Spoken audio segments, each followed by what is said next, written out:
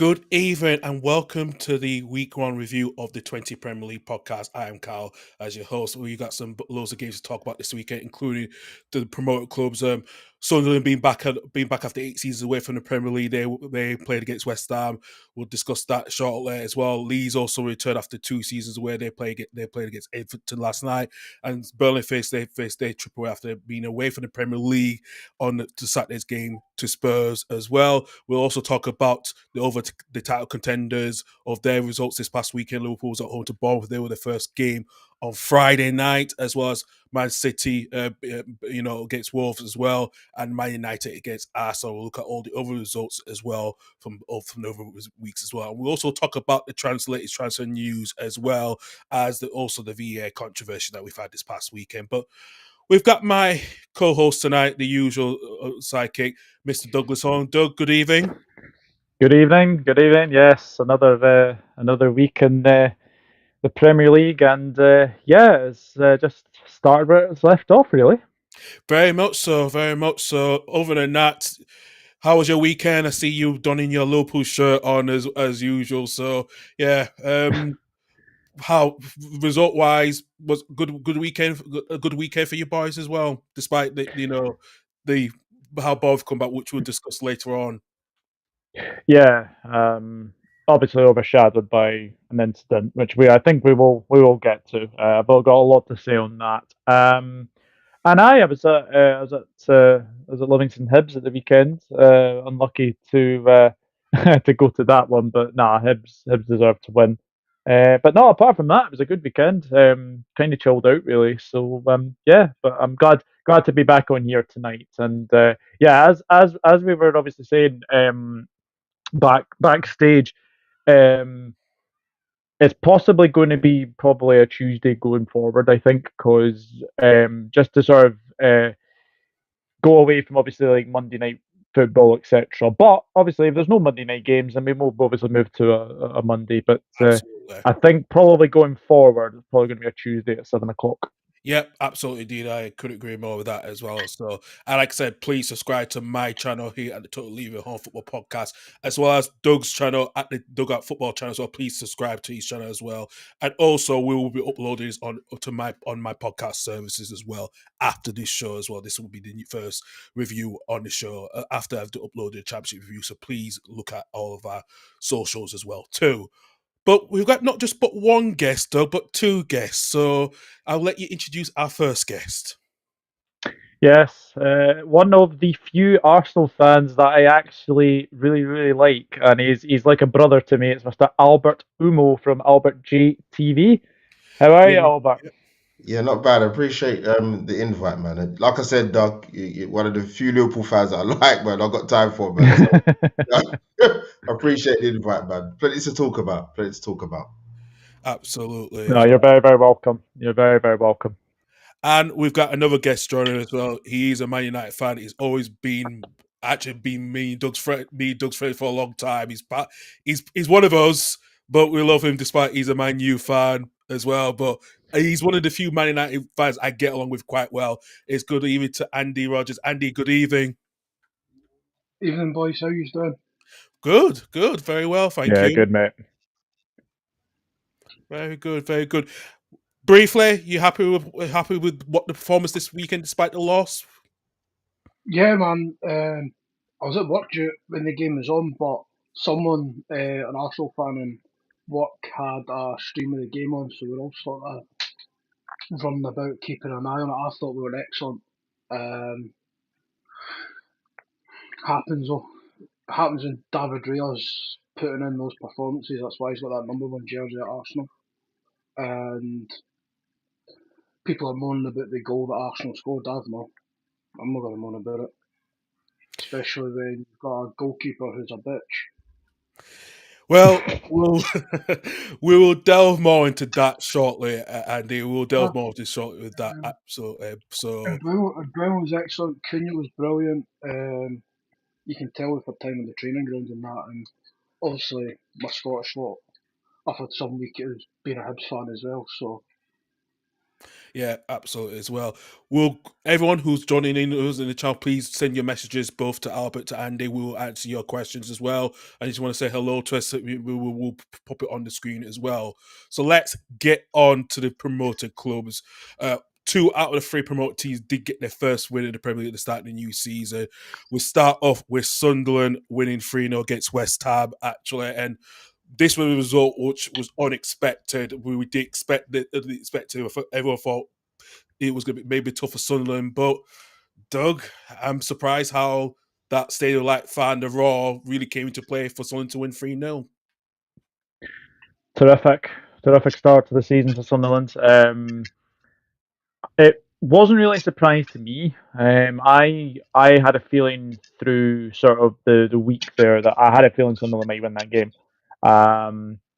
And I think when you look at the performance of some players in that Sunderland side, I have to say it's nice to see sort of their old rear guard scoring. Like obviously you've got Mayenda, you've got Ballard, and obviously you've got Isidore.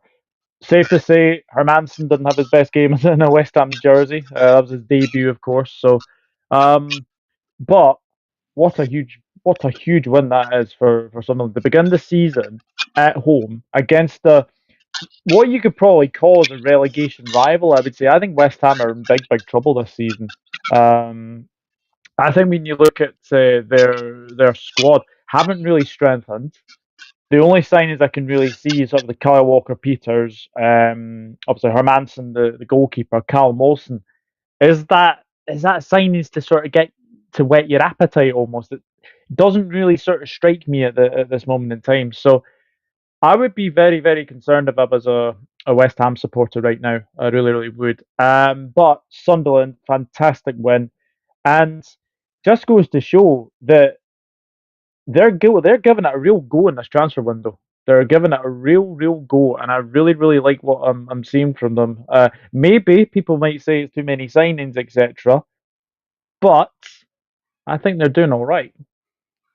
Yeah, absolutely. The goals from Eze Mayenda, Dan Ballard, they were the 3 players who were part of that promotion of the, to get, especially Dan Ballard to score that with the equaliser against Coventry in the semi-finals. And yeah, I mean, it's such a fantastic team. The way they've bought the players, especially people question them. Is it a risk to to spend a lot of money on Diarra, and getting Matt Gould on loan, I mean, but it looked like that gamble paid off on Saturday with the counter attack they did against West Ham as well, actually, and it doesn't surprise me at all. And actually, we do have a video from Mr. Michael Bowles himself. He actually talked about this past weekend of the result as well. So let's see what he said in the next couple of minutes as well. So I will just get that up for it right now.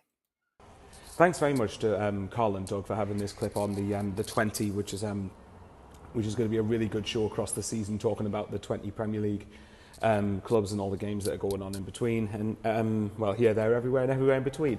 So thanks very much for this, and yeah, subscribe to Karl's channel and to Doug's channels, both excellent content creators. But yeah, I thought I'd give my quick thoughts on Sunderland 3, West Ham 0. Obviously, I think the sentiment and the momentum of the occasion, I think, was obviously a big factor. That obviously, I mean, not completely dictated in the results, but it was a factor nonetheless that it was Sunderland's first game back in the Premier League for 8 seasons now, which again, for a club the size of Sunderland, I'm sure Karl and Doug would both agree is not good enough for Sunderland. But either way, that's happened. We can't erase it from history now. But yeah, I mean, the first half was quite cagey. I think you could see from when West Ham got going, because West Ham didn't actually play too badly in the first half. When you can see when West Ham got going a bit, that the quality is just a different level altogether, isn't it? And we've obviously been made about the gap between the Premier League and the Championship, but I think a lot of it does come down to the recruitment of the promoted sides, and Leeds and Burnley will find this out as well as Sunderland over the course of the season. But yeah, West Ham, obviously, when they got the ball going together, they had some good intricate passing. There's some quick triangle movements. Jarrod Bourne was really good. We obviously had a shot cleared off the line from Dan Ballard. Obviously, Jarrod Bourne had a shot earlier in the game that forced Robin Roos into a save. But Sunderland equally had a really good chance with a lot less possession when Habib Diarra manages to burst through into the box and shoot straight at Matt Hermansen in the West Ham goal. So for half time, I would say 0-0 was probably about right. But then second half, and I think West Ham were toothless in the second half. But I think once Sunderland got to grips with the game, we were easily the better team. And maybe 3-0 slightly flattering. I'd maybe say 2-0 was probably about fair. But at the same time, though, what you've got to bear in mind is like and again, the momentum, the raucousness of the occasion, the crowd, the stadium of light crowd when it gets going can be. There's not many teams in this country that I think can match the atmosphere Sunderland fans can create. And it's a shame because I don't think our fans do it often enough really at home. But maybe that's a home ground thing in general. But either way, I mean, the noise. If you go back and listen to, like, say, the 5 Live commentary, the match of the day highlights, you know, the stadium was loud. Like every time Sunderland scored, it was some of the loudest I've ever heard the fans celebrate a goal. And I think a part of that was just the sort of restlessness or the energy of having.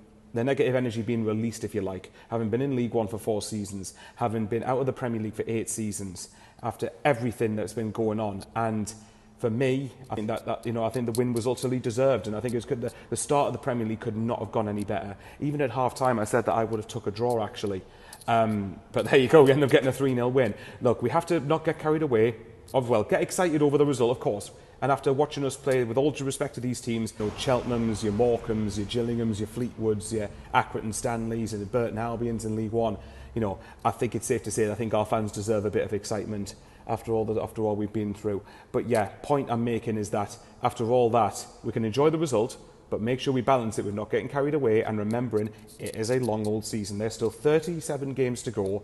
The aim is still 17th. We need to make sure we stay up this season. But the next couple of games are massive. Burnley away on Saturday and then Brentford at home the following week. And if we can get good results in them too, then it's a really cracking start to life back in the Premier League. But more than anything, it just gives us a bit of wiggle room in case when we have a wobble later on in the season. But as far as first games go, couldn't have gone any better than that. Sunderland 3, West Ham United 0. Get in there. Thank you, Michael, for giving me your short clip on your match review after the win this weekend. And Albert, I'm going to come to you, especially West Ham's in the capital city, not far from you guys. Were you surprised of the lackluster performance they had in the second half, or how Sunderland just counter-attacked them quite effectively? No, I agree with Doug. I actually wasn't surprised by the result at all. Graham Potter's come in there, and usually you get a manager bounce and the new manager comes in. West Ham have not had that since he's come there. They've had very few wins that you might face, turn around the corner. They actually beat us at they beat us at the Emirates when he came there, so it was ideal. But I'm not surprised. But if you actually look at West Ham, they've got some good players there, but I look at some of the managers they've had, to be honest with you. I'm not really sure they've got many of the appointments right. Lopetegui was not universally liked at all when he brought there. Potter, you could probably, I don't know, maybe 50-50 the West Ham fans. I'd have to speak to some of them, but I wasn't surprised by the result, to be honest with you. As the Sunderland guy said, there maybe 3-0 flattered them a bit, but they're going to have a long season. And fair play to Sunderland, because we saw what Nottingham Forest done a few years ago in terms of spending a lot, bring a lot of players in, which I don't think Sunderland have got to that level, but they've given themselves a chance. And I think the signing of all their signings, I think they bought Masuaku as well. But yeah, the Xhaka signing, I did not see that coming. I mean, it's unbelievable, to be honest with you. And obviously, he's been made captain as well, which I think is a good move from the manager. He brings experience, and when you win the first game of the season, Karl, it's massive, man. Leeds had it yesterday. Burnley, they're going to have it tough, the promoted sides. And but yeah, Sunderland, we'll see what they can do. So the first, I always give it a barometer, the first sort of 2 months of the season. I think you've got a good 8-9 games in there, and then you see how the team's set up. But yeah, great start, great 3 points. And for West Ham fans, but I know one very, very well in Lawless, who I think he gave up his season ticket off it for the season. But yeah, they're going to have a long season, West Ham. They are indeed. And Andy, you see what Graham Potter is trying to do, but are you surprised how difficult it's still not settled in, and especially with the transfer sign, just as Albert was saying, the person's in charge of that now is David Sullivan, who's the co-owner of West Ham. Are you surprised how the side has just been not good enough? I'm not surprised at West Ham. I don't think any of the signings have been good enough. Callum Wilson, really, 33, barely played for Newcastle for the last 2-3 years. They signed that left back Juve, Kyle Walker-Peters. He's not bad going forward, but he's awful defensively. And trying to think who else they've signed. I'm just not surprised. I'm not surprised Sunderland went through them. Sort of cagey first half, and then they scored the first one, and the backsides fall out for West Ham. And I've seen the highlights. I was just not shocked. I mean, West Ham, as Albert was saying, they'd done United at Old Trafford last year as well under Potter, and you're going, how's it went from that to that? But the West Ham fans don't know what they want. This is the whole thing they done the last time with David Moyes, letting David Moyes go, and the West Ham way. Yeah, I've heard that before. Yeah, yeah. No, you know what I'm saying, Albert. Yeah. You've done a lot more than us. This whole West Ham way. What is the West Ham way? Right, because all that minus the Conference League win, 2-3 years ago, right? They've just been a yo-yo club. Is that the West Ham way? Probably is. And do you know what it is? I think, and it's not an excuse, but that move to that London stadium, I think that sucked the soul out of him, man. Because it's I've been there for watching athletics meet. You're not going to get any atmosphere. You're just not. Is that I think that day they moved to that stadium, not great. Yeah, I mean it took you years to do it at the Emirates. Yeah, still kind of. Not that I've been there, but we have our moments. Yeah, we have our moments. Still feels a bit soulless to me. Yeah, very much so. It is soulless. Do you expect the rest? Go on, Andy. Upton Park was like a cheat code for them for points. No team wanted to go to Upton Park. No, they didn't. So they didn't want to go to Upton Park. Yeah, it absolutely is. Do you expect West Ham, all of us expect West Ham to be that relegation battle this season? Yeah. Yes. I think they're in big trouble. I think when you look at the teams who have came up, I think when you look at the size that could be in and around it. I said actually on one of my prediction videos this week, or I think it was the actual Premier League predictions, I said there will be at least 6 clubs in the relegation battle. The 3 promoted clubs, I think Brentford, West Ham and Wolves. I think there's your 6 that could be in trouble this season. Yeah, good shout. Keith Andrews has got a tough job, man. Yeah. That's not including what's going on with Johan Visser. Good Lord, man. Wow. That situation with Visser and Isak is I've never seen anything like it. No. You got one guy on strike to leave the club, and you got one guy on strike to go to the club where the main striker's gone on strike. You couldn't make it up. No. You could not. It's mental. Yeah, it's mental. It really is mental how both the star strikers are on strike. It's surprising, especially Wissa's got to delete everything that's related to Brentford on his social media. It just says it all completely. How they. It doesn't. Do you know what that reminds me of? Right, is when you were like 15, 16, you split up with your missus, and you just removed her from your socials and that. Like proper high school stuff. Yeah. That does, to be honest, it does. I wasn't thinking like that, but nice that you've actually put it that way. Yeah.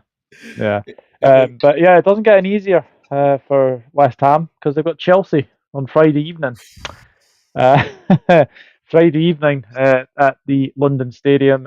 Sunderland go to Burnley, so all promoted clash there. So very good win for Sunderland. West Ham, very ordinary, really poor. And I hate to say it, but Jared Bowen for me they're going to rely on him way too much, I think. They will. Again, they've did it with Michael Tony for the Yeah. last few seasons. This is going to happen again with Jared Bowen, and he's going to have to deal with the pressure of 55,000 fans every single week now. Yeah. Just before we move on, a little bit of breaking news. And transfer news. We will get to transfer news. Bournemouth are about to sign Adley from Leverkusen. They've got that money from Brentford, and they're going in signing Ben Doak, and now Adley coming from Leverkusen. It's a good deal. Very good deal. Liverpool sort of replaced them already, getting that Eberechi Eze for City though. Yeah. Yeah. Yeah, they have. Yeah, absolutely. Ten Hag's going to be the first to get sacked in Germany, by the way. Ten Hag. Yeah. Yeah. Possibly. I think Xhaka said, "See you later." That's what. Yeah. Yeah. Absolutely. Absolutely indeed. Going to the messages. Good evening, Pete. Cheers to Doug to the gents as well. Good to have you on our chats, Pete. Hopefully you enjoyed the first few bits we discussed as well. So let's move on to Monday night. And I have to say, as a Leeds fan, I didn't know what to expect last night, but boy, we somehow got that win. We'll talk about the controversy shortly as well. But Leeds winning 1-0 last night against Everton. Lucas Nemka scored through the penalty in the 84th minute. Yeah, but like I said, if you look at the stats from last night, Leeds pretty much dominated that game. 54 possession to Everton's 55, but the XG was 2.07. And I have to say, Everton only had one shot at target, Leeds had 3. What should I say on this one? I think the fans this season, as we expected, we didn't know what we would expect, especially after the summer we had to deal with, especially about the future of Daniel Farker. Was he going to be there or not? And then what would be the playing? What would what the style of player was going to be? If it was going to be the same from the Championship, or do you think a little bit of adaptability? But we've got a bit more physical by play 6 foot plus. And Andy, I know with you, us being a rivals, Manchester United, what did you expect of the game last night at Ellen Road? I wasn't surprised you battered Everton. I wasn't surprised. I thought you were excellent for the whole 90 minutes. Farker got his tactics spot on. I mean, you have actually went about your business really well when you look at it. It's went really under the radar. I think, like we've sort of said, it's been underwhelming, but it's been sensible signings you have made. I like the keeper. Perry, I think he's a huge upgrade. Demelier, a huge upgrade. And what was the one shot on target was the 82nd minute, was it? Yeah. I think that's probably the worst you're going to see Everton as well. I think Everton still got a lot of work to do in the transfer window in the next fortnight, but I'm taking absolutely nothing away from Leeds. That should have been 4-5-0 last night. Joe Perreault, as much as he was a good player at Swansea, good player for using the Championship, he ain't a Premiership striker. No, I agree, but I think listen, he's got to prove his doubt is wrong. But I agree what you're saying, because everyone, is he that Premier League? Can he step up to the next level? That's everyone's been saying that. He's not going to be first choice every week, but when it's certain games, he will be. But not all. Key only certain games, but not like key games. I think that will be different. I think we knew Dominic Calvert-Lewin was fitness. He was not ready for the first game, not against his old club anyway. So which we accepted. But I think Peru, he had his chances, but he has to be consistent enough. I think he's a little bit more better holding. He did a little better holding up the ball last night, because that's always been the questionable when he doesn't hold up the ball. But he was a little bit better last night. But the player of the match I have to give was Anton Stark. I think that to get it for around about 50, 70 million pounds, I think he's going to be one of those really interesting, not in the top 5, probably in the round, just around the top 10, and bottom half of the top 10 probably signings of the season if Leeds continue their good run for. If Leeds can keep their stuff consistent. Tanaka really impressed me as well. I think he's quality because I watched a lot of his last season. Him and Ampadu were just brilliant in that midfield.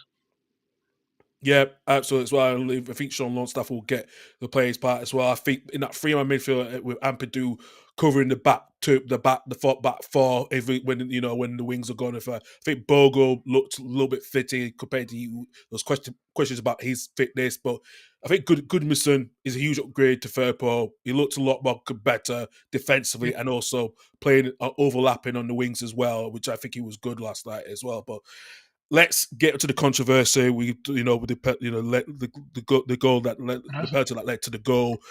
James Tarkowski,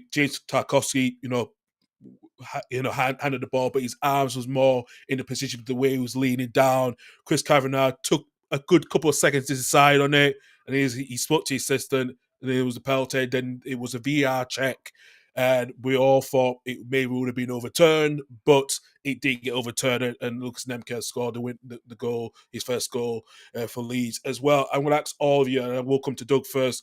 Doug, you spoke about it last night. Was it a penalty or not a penalty? I'm still not convinced. I get the argument of the fact that you kind of lean towards the ball. And I get the fact that it's obviously travelled a long, long way from distance, but I think it's incredibly harsh. But I don't think it takes away the result, because I think any other result than a Leeds win would have been a travesty, because I thought Everton were really poor yesterday. But I think when you look at sort of like that decision yesterday, Chris Kavanagh took a long time. Took a long, long time. He looked at his linesman, and he was basically waiting for him to flag to his obviously chest, because that's obviously when you get a penalty kick, and then he decides to give it, and it's almost like he didn't know what to do in that situation. It was a very, very strange way of going about things. And I know they've obviously had the weekend there, Darren England at Chelsea Crystal Palace announcing his decision, like what was to sort of happen. So I like the fact we're going there. I like the fact that we are actually, going towards there. With obviously referees like telling us their decisions. But for me, I'm still not convinced that was a penalty. Because again, I have the same argument. Where do you put your arms? That's the thing. I know he's leaning, but he can't get his arms out of the way when he's sort of going like that. Whether the ball was going to be on target is another thing. I think that's sort of another argument you could go through. But no, for me, not a penalty. But Leeds deserve winners, 100%. Absolutely. Albert, what was your view from the game last night itself as a neutral, especially you're playing against us this weekend on Saturday evening as well? Yeah, I haven't seen too much of Leeds. Obviously, still got some players that I'm recognising. Obviously, Joe Rodon at the back. You got Wilfred Noncha. I think he's a good player, man. And Daniel James obviously got Premier League experience as well. Because one thing that kills defences in the Premier League is pace, and you've got that. I take Andy's point about your main man up top, because it's a big jump from the Championship to the Premier League. But yeah, the guys are right. Everton, I was expecting not loads more, but a little bit more. Dewsbury Hall's a good sign. He's a good player. I mean, players try and chance around by going to a Man City and a Chelsea when the offer comes up. Scott Sinclair's and your Jack Rodwell's tried it, but it didn't work out too well. Got Grealish on loan. I think it's a good signing for them. It'd be interesting to see how that works. Now you guys feel, because with Moyes and Grealish, it's kind of like oil and vinegar. It's just is that really going to work? Is he going to allow Jack to off the handbrake? But they needed something like that, Everton, because their goal scoring over recent years in the Premier League has been dreadful. You couldn't keep Calvert-Lewin fit. Hopefully it works out for you guys at Leeds. Beto, quick, powerful, strong, not sure. But That's right. He was linked with us most of the summer as Yeah, well. I was So okay. Yeah. But yeah, you deserved the win, man. You definitely deserved the win. You played really, really well. And like I said, getting those 3 points for opening game is massive, especially being at a home game as well. I actually thought it was a penalty, for the reason Doug's kind of highlighted in regards to the distance the ball's travelled. For for an experienced defender like Tarkowski, is incredibly naive.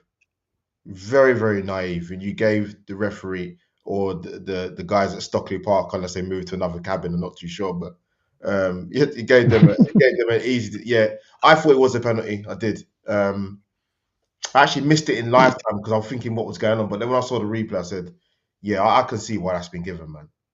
100%." yeah, no, fair enough. Like I said, I can understand why some people say it's not a penalty. I understand both sides, even though I'm taking off my Leeds tinted glasses off. It's not a penalty. But for us, a Leeds fan, you got to take what you get. So I'm not going to complain about it as much. But like I said, what you guys said, we did batter everything pretty much in that game last night. I think we were more good in the first half. Everything came a little bit better in the second half. But like I said, Leeds were very consistent, especially with the defending quite well. Especially we signed in 6-foot players now, which is going to be interesting. How we play against you guys on Saturday, Albert, I think that's going to be the interesting point. What does Farker do if he's going to try to stick with the same team? Debatable. So, absolutely. Giving the messages. Good evening, Red Devil United. Rich, good. Hope you're well. Big up, Carl, Doug, Carl, and Guess. Yes, good to see you as well too. Yeah. So moving on.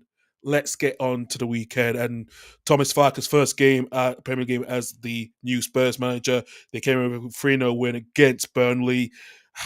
Do we say that Richarlison's first goal is a goal of one of the goals of the season? Is overhead I kick? mean, he's second. Yeah. Oh yeah, 100%. It's not even the I've best got to be goal I've seen. honest. I've got to be honest. Spurs do look very impressive, and if they get Eze, I think they're going to have a very good season. I like Thomas Frank as a manager. I've said for so long he was one of the main reasons Brentford did really, really well. But Spurs, Burnley had their opportunities. To be fair, they did have their opportunities, but I think the thing is when you come to the Premier League, you can't defend like Burnley did at the weekend. Way too open. Basically Richarlison's basically standing on the penalty spot for that first goal. It's poor defending from Burnley, and obviously Dubravka as well. Dubravka was the first goalkeeper to be penalised this weekend because of that 8-second rule. I think it's a good rule, to be fair. I think it's a really interesting rule that's come in, but I think it's a very, very good one that's actually come in. And I think we'll hopefully we see that a lot more. I've said my thing on Burnley. I'm not convinced they're staying up. I'm just not convinced with their team at all. And they have lost a lot of leaders. They've lost Trafford. They've lost CJ Egan O'Reilly. They've lost Josh Brownhill. So I think, and spending 20 million quid on Leslie Ugochukwu, who was on loan at Southampton last season, is a big gamble. They've got Broja as well to come in as well. But I look at their signings: Dubravka, Kyle Walker, Ashley Barnes. That would be very, very good if it was like 2019 Championship. But this is 2025 Premier League. Obviously you obviously want like experienced players to play for you. But I am a little bit concerned with Burnley. But Spurs, very good start to the season. I do have to say though, I do think Burnley should have had a penalty. I think Porro knows what he's doing. I think he knows what he's doing on Jadon Anthony, never getting near the ball. So I think they may have got away with one there, and I think that was a penalty kick. Yeah, I 100% agree. Andy, your thoughts on Burnley season? Do you think Scott Parker could last towards the end of next May at least, because we know his record in the Premier League is not good. Is this going to be concerned for the Burnley board themselves if they don't start well? I think with the fact that Burnley have lost the likes of your Traffords, Egan Riley, Brownhill, and that, you're losing 3 of your captains essentially, and you're replacing them with Dubravka, who's barely played Premier League for the last couple of years. I know he finished the season as Newcastle #1 because of Pope's injury, but Kyle Walker, he got literally lynched out of City, and I watched him at AC Milan, and he was rubbish. He was rubbish. Doug, we've got good friend Reese, right? And me and him watch AC Milan, and he was rubbish over there. He absolutely stunk. He didn't look convincing in the games he played in. When I watched the brief about it, he wasn't look really convincing. Marcus Edwards is a pretty good signing for Sporting Lisbon. They've done well to get him for nothing. Broja, can you keep him fit? Every loan spell or everywhere he's went, he's had a bad injury. So obviously the potential there, because he had that run at Southampton, what, was that 3-4 years ago now? Yeah. Yeah. And that was 3-4 years ago. Those injuries have got an effect on. I'm not going to try and pronounce the other boy for Chelsea name. When I did for Southampton last year, I was pretty impressed with him. But Southampton were an absolute mess last year. So there you go. And Tottenham look unbelievable. They've made excellent signings. Kudos. He's finally going to be appreciated by a club. Now, West Ham didn't appreciate him enough. Yeah. Yeah. Richarlison looks back to being Richarlison again.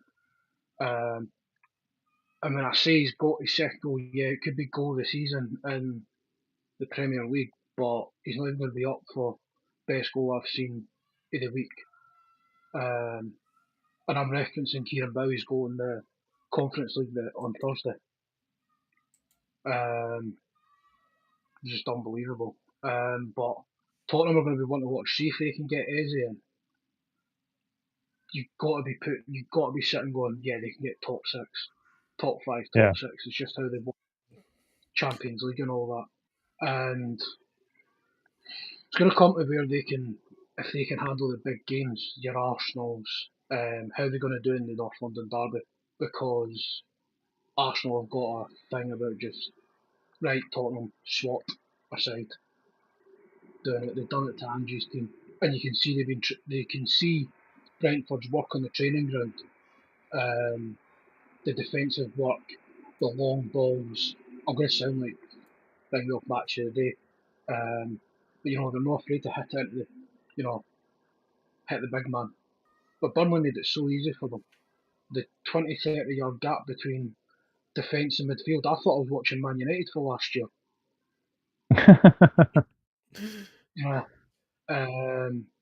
Burnley are going to have a hard season. They need to get players in. Josh Cullen playing at centre back, who's not a centre back. No.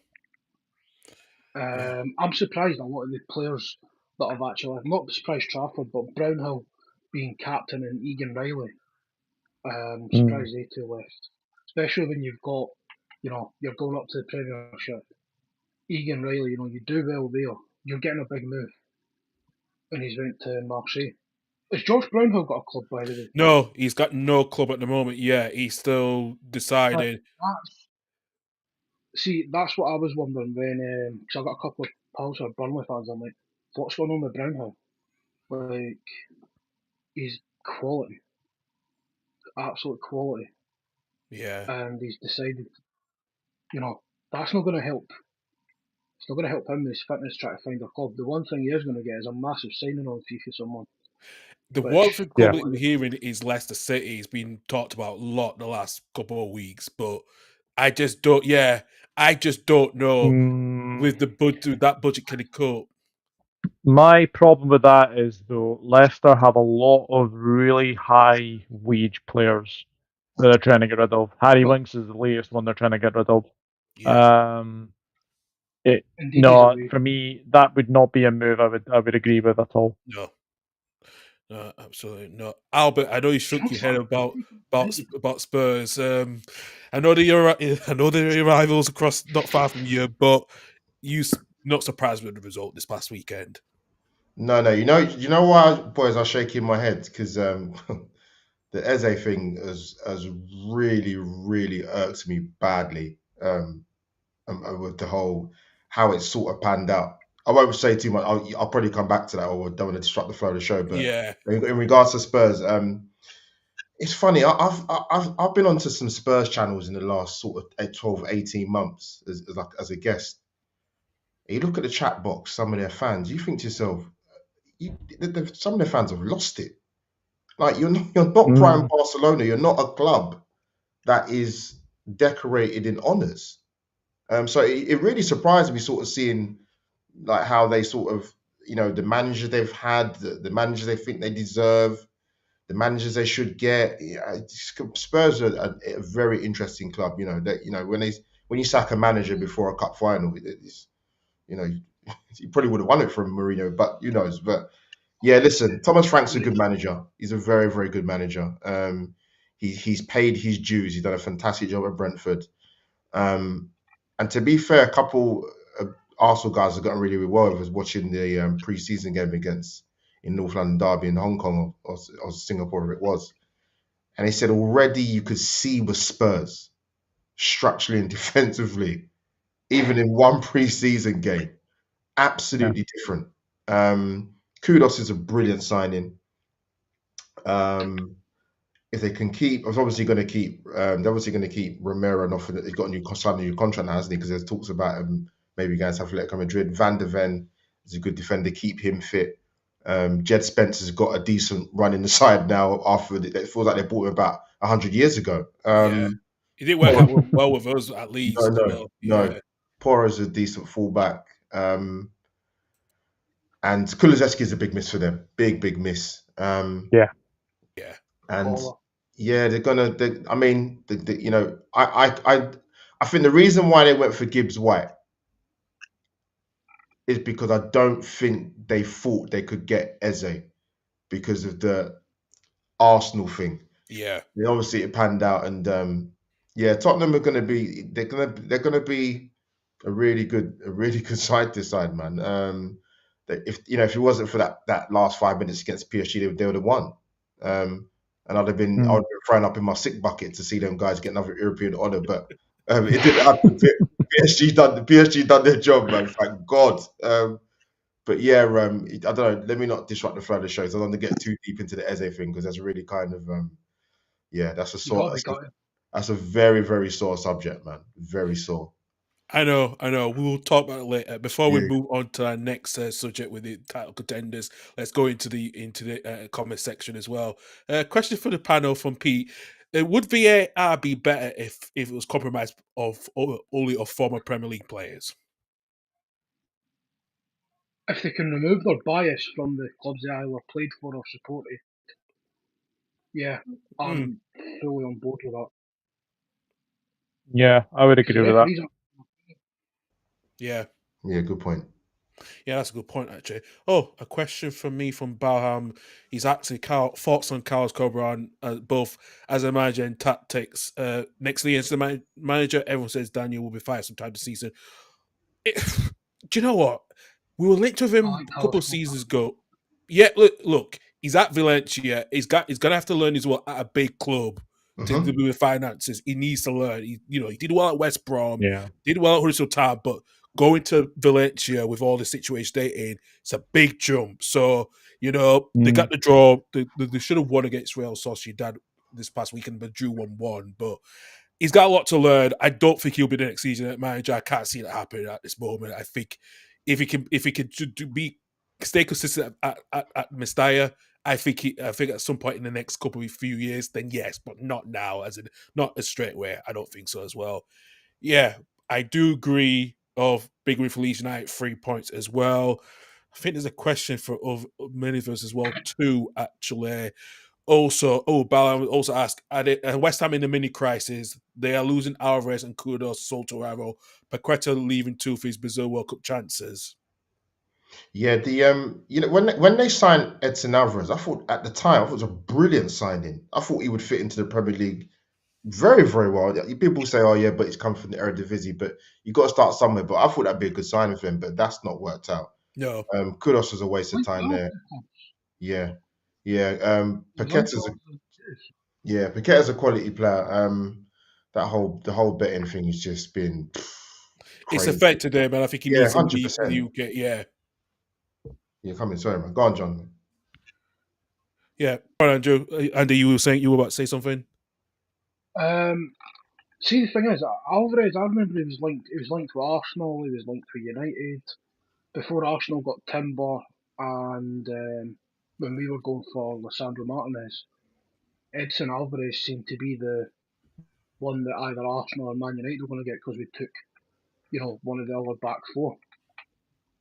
Weird that's not worked out for him there because he's quality. He's quality. Yeah, you're right. It's a big surprise because I mean, likes a yellow card definitely as well. But yeah, tenacious. So yeah, I'm surprised when West Ham got him. I thought it was a good signing, but it has not worked out there at all. No. Mm-mm. It was surprising as well, especially Paqueta. I think Paqueta will leave before the end of the transfer window. I think you got a year left now you got to get into that World Cup squad. Ancelotti's not going to make no crap about who he picks. He's going to have to pick the players that is on form. So Paqueta needs the time away for go back to Spain. Probably would be the best bet. Go to Spain might be the best bet for his career. So. Yeah, we'll see. Bahaz gives another mini question. If one of the new promoted teams stay up, are Wolves the team they need to win against? Are Wolves vulnerable this season in some ways?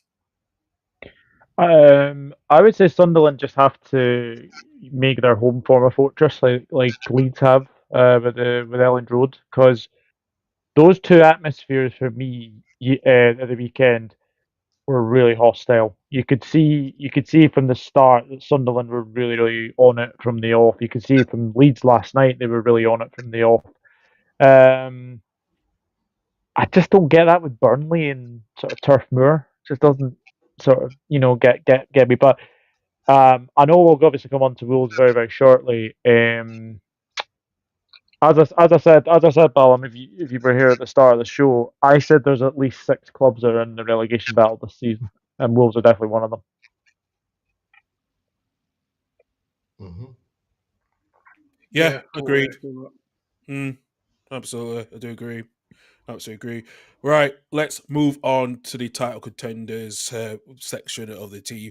We'll start off with the opening game of the weekend, Friday night, with Liverpool winning 4-2 against Bournemouth. But the controversy happened around before they came to the 25th minute or so, that Antoine Semenyo was totally abused by by a Liverpool fan, and the game was temporarily postponed until it got restarted in the 35th minute. But we'll come to the game shortly. But Doug, give us your reaction. I know you said a lot as well, and I know all of us had a reaction as well. But are you disgusted how that happened on the opening game week of the season?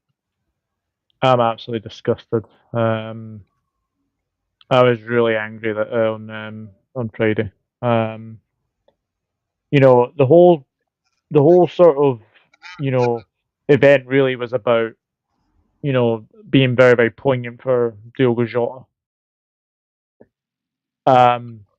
Very good football match, I've got to say. I thought Bournemouth played really, really well. I thought they were unlucky not to get at least a point, for sure. But this whole thing has overshadowed it for me. We're in 2025. We're honestly, what goes through your mind to basically go up and do that? First of all, can I just say, if it's going to take players to basically say to the referees that they've been racially abused, then I'm all for it, because I thought Anthony Taylor handled the whole situation really well. Basically, was told by Semenyo that he'd been abused. Basically, goes over to Areola, goes over to Arne Slot, and speaks to the fourth official and pointed out almost straight away. If we're going to have that to come in, it's really going to be very, very very good for them, I think. But I've got to say, as a Liverpool fan, it really upsets me with the amount of people who are actually speaking about this and basically saying it was Liverpool fans. It was one fan, right? Let's just get that clear. Let's just get that cleared out right away. One fan doesn't represent a whole fan base. I'm absolutely disgusted with what's happened. That guy has obviously got a ban from Anfield. He's obviously got a ban from every football stadium in England. He needs educated, obviously, of what not to and what not to say. Don't bring his disability into it. That's got nothing to do with anything. But if you go to a football stadium to basically say that you're going to racially abuse someone, you shouldn't be in football. Safest thing to say. I personally wouldn't do that. Christ, half our team are black as well. Like, what message does that send to Van Dijk, to Gravenberch, to Salah, to Gakpo? Yeah. Like, it really, really angers me. But going into the game itself, Senesi should have been sent off. I don't understand how that wasn't a red card. The fact is, as well, VAR were very, very quick to basically say it wasn't a deliberate handball. Well, if you look at it, yes, it's come off his thigh onto his hand, but it's the second movement and it's deliberate. He knows what he's doing, so that should have been a red card. I thought Ekiteke had a fantastic debut, leaving where he left off in the Community Shield. He was excellent. Gakpo, I thought, was very, very good on the left-hand side. Verts will come good, and I'm pretty sure of that. I've seen people sort of slag him already, but I thought he had a good game. But defensively is where I really worry for us. It's obviously embedding, the new fullbacks in, obviously Kirkes and, Frimpong. Look, Kirkes was pretty rash against his former club, but then again, probably sort of, first pre-match nerves, etc. Konate is a big concern for me. I don't know what has happened to Ibrahima Konate. I think when you look at Konate's form over the last 12 months, it's been very, very hit and miss. Hence why I think we've got the young lad from Parma. And obviously there's still question marks over obviously Mark Guehi comes as well. Defensively, I'm very worried for us.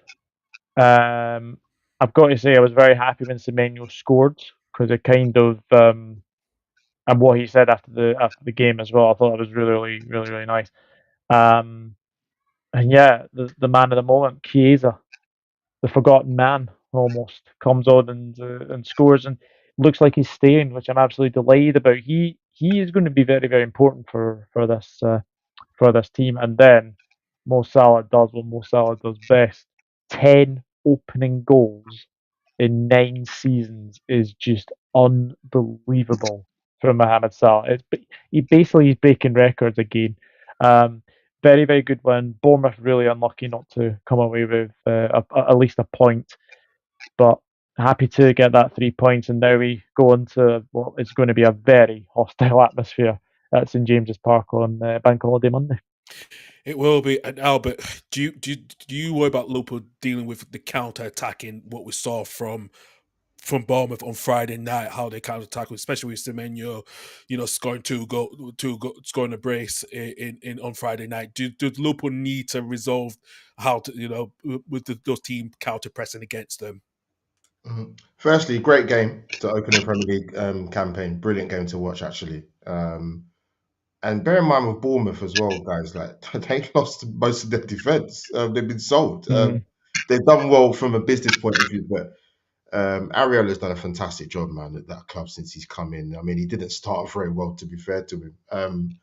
But yeah, Bournemouth had their chances when Liverpool got the goal from Ekiteke. It looked really dangerous from counter attacks. I mean, even one of the goals was like 2 passes and it was a goal. With Liverpool, Ekiteke, I didn't realise he's that tall. So great start to his career. Pinched him for Newcastle. Been monitoring for a couple of years, but that's football. That's football, Doug, guys. It happens. But I've always said this about Liverpool. Doug knows I said this. Top end of the pitch, killers. Absolute killers. You got a team that can average two goals a game or more. you are going to win more than you lose games. From a defensive point of view, I said to a couple to my Arsenal people, I don't watch Liverpool week in, week out. But for me, I'd take Mark Gay over Konate every day of the week, twice on Sundays. Go and get him, Doug. Go and get him. I don't know what. I think he's can go for free next season, though, if I've got that right. But Yeah. go and get him. You get him alongside Van Dijk, you'd be laughing. So I know Liverpool fans had their concerns during pre-season and obviously what you saw on Friday night. But you know, when you as a playing side need to address issues, you need to do it ASAP as quick as possible. I wish my club would do it in certain departments, which we'll come on to. But yeah, Liverpool get Mark Gay and get him in, 100% get him in. You've obviously got the other centre back in who you can bed in through the season if needs be, but address that part. I know that Isak thing that's probably going to go right through to the end, but for me, immediately now, go and get Mark Gay. Andy, especially we'll talk about Konate, what Doug said the last few months. Is this situation, him being linked to Real Madrid, has that really distracted him so much, and that's why he's not signed? He's not been given a contract extension at Liverpool. I think Liverpool don't give out contract extensions on willy-nilly. We've seen this with Salah and Van Dijk last year. Liverpool aren't going to give them out if you don't deserve them. His form's been absolutely tipped over the hill for the last 12, 18 months. Why would they even extend? Why would they bother? You know, and he's not been impressive. That's why you've seen, you know, Kwanzaa played there a lot last season. Joe Gomez, when he was fit, played there. There's a reason you have went and signed the lad for Parma, Perry, whatever his name is. Leone. Leone. Leone, that's it, sorry. And you're linked with Mark Gahey. Go and get him. Yeah. Go and get him. And just turn around to Konate and be like, listen, he's starting. There's your challenge. You want a new contract. You want to stay here. Get him out of the team. Yeah, Andy, that defending for the Semenyo, the second goal, I couldn't believe what I was seeing. I think That was, what to me, was he doing? Yeah. It wasn't just a defensive fault. I think Liverpool. I've never thought Gravenberch was a number 6. To me, he's always been a number 8 there last year. But I think Liverpool forget about Isak. Forget about don't need him. I'd go and probably get another. I suppose you've got Endo's. Endo's still where he is, isn't he? Yeah. Doug. Right, you've got Endo there, so you can switch him in and out depending on games. Go and get Mark Gahey and go and fight City for the title.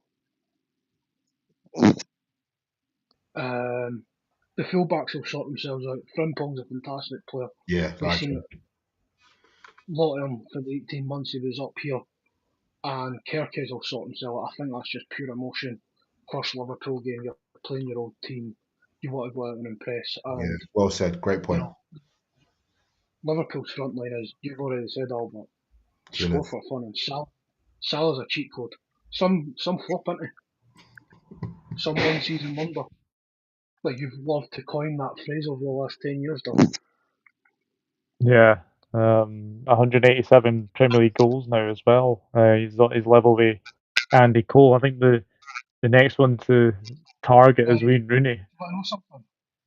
He's not really the same on Andy Cole because Andy Cole done this without penalties. Yeah, that's true. That is true. Yeah, 187 goals. That's only 20 goals a year. Mm-hmm.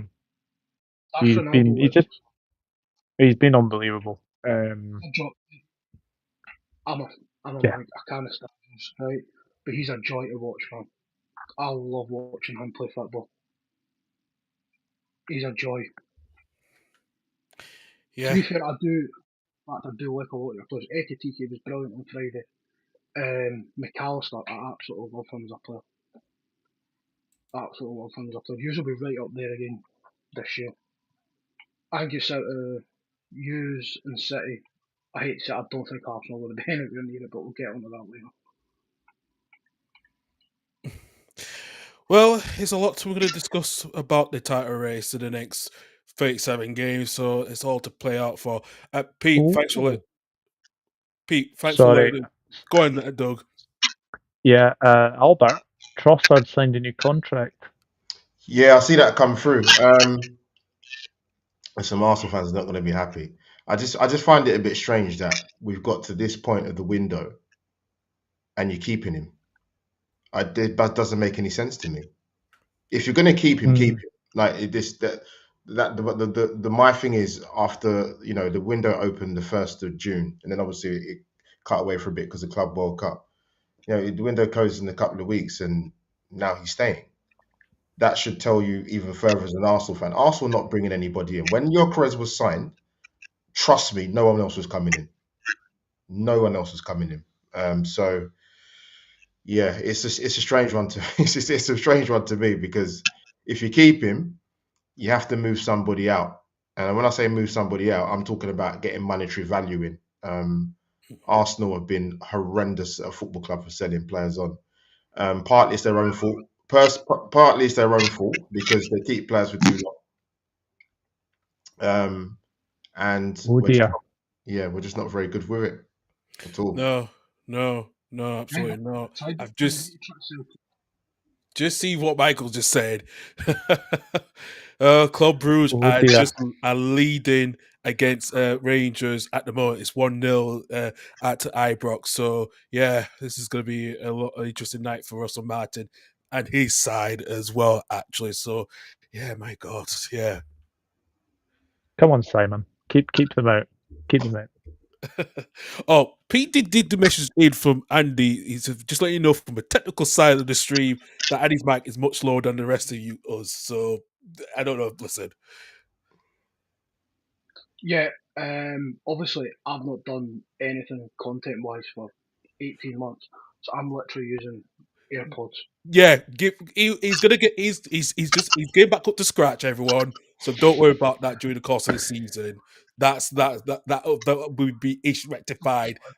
Yeah. So give him credit. So cut him a bit of slack anyway. So right, let's move on to Saturday's game. Also, Man City, they won 4-0 at Wolves. Goals from Erling Haaland and Tijan Rangers scored his first goal as well with Chekiri as well too. It looked like Andy probably what Pep needed to start after a bit of a disappointing season last season. They brought in a lot of changes during January and this summer. They brought in Pep Reinders, who was from the formerly of Liverpool, as now one of the coaches, and Jay Trafford coming in goal. It sounds like this is a different kind of side of City, what we've seen in the last couple of seasons of the Pep. Yeah, I think it's just Pep going through another evolution in his style. I mean, Pep Linders was a fantastic coach. Doug will echo this.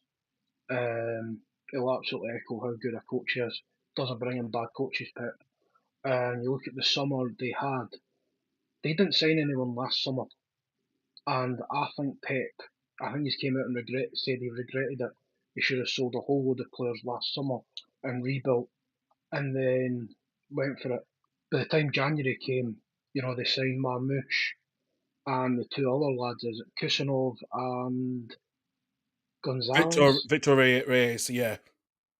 This year, um, you know, building for the future again, and you know, they just left it 6 months too late. So I think they look unbelievable. I've said to everyone that listen, Pep doesn't go losing 2, 3 years in a row. That's the first time he's finished trophyless since his first year at City. He was never letting that happen again. They look brilliant. I know about Reinders as well because I watched them last season at Milan. Absolutely gutted we lost them, but when City come calling, Yeah. You look at sort of signings they've made. Ryan Cherky from Leon. We all seen at Old Trafford last season and what a player he was.